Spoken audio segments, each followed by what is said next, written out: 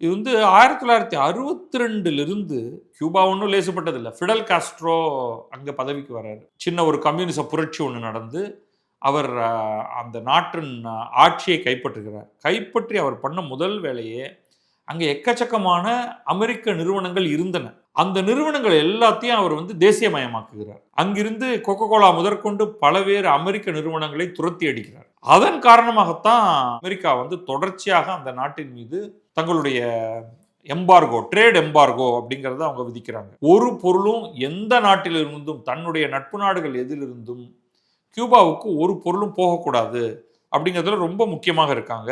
இது தொடர்ந்து வந்து கொண்டிருந்தது. அதுக்கப்புறமா வந்து இந்த நாட்டை வந்து ஒரு பயங்கரவாத நாடு அப்படின்னே அறிவிச்சாங்க. ஸ்டேட் ஸ்பான்சர் ஆஃப் டெரரிசம் அப்படின்ட்டு. அதை வந்து யார் மாத்தினாருன்னா, ட்ரம்ப்புக்கு முன்னாடி பராக் ஒபாமா, அதாவது ட்ரம்ப்புடைய ஃபர்ஸ்ட் டேர்முக்கு முதல் பராக் ஒபாமா பிரசிடென்ட்டாக இருக்கும் பொழுது, அவர் கியூபாவோடு ஒரு நல்லெண்ண அடிப்படையில் உறவை ஏற்படுத்தி கொண்டு, ஏதோ ஒரு விதத்தில் கியூபா வந்து ரொம்பவே 60களிலிருந்து ரஷ்யா எப்பொழுது சோவியத் யூனியன் வீழ்ந்ததோ, கம்யூனிசம் வீழ்ந்ததோ, அந்த 1990களிலிருந்து ரொம்ப சிக்கல். 1989, 90, 91 சமயத்தில் இந்த கம்யூனிசம் உடைந்து போகக்கூடிய காலகட்டத்துக்கு பிறகு அவங்களுக்கு வந்து யாருமே அவங்களுக்கு உதவுறதுக்கு தயாராக இல்லாத அந்த காலகட்டத்திலிருந்து ரொம்ப சிக்கல்ல இருக்கக்கூடிய அந்த நாட்டுக்கு கொஞ்சம் ரிலீஃப் கொடுக்கணும் அப்படின்ட்டு பராக் ஒபாமா வந்து ஒரு சில மாற்றங்களை கொண்டு வர பார்க்குறாரு. ஆனால் ட்ரம்ப் ஆட்சிக்கு வந்த உடனே இதை ஒரு பயங்கரவாத நாடு அப்படின்னு அறிவிக்கிறார்.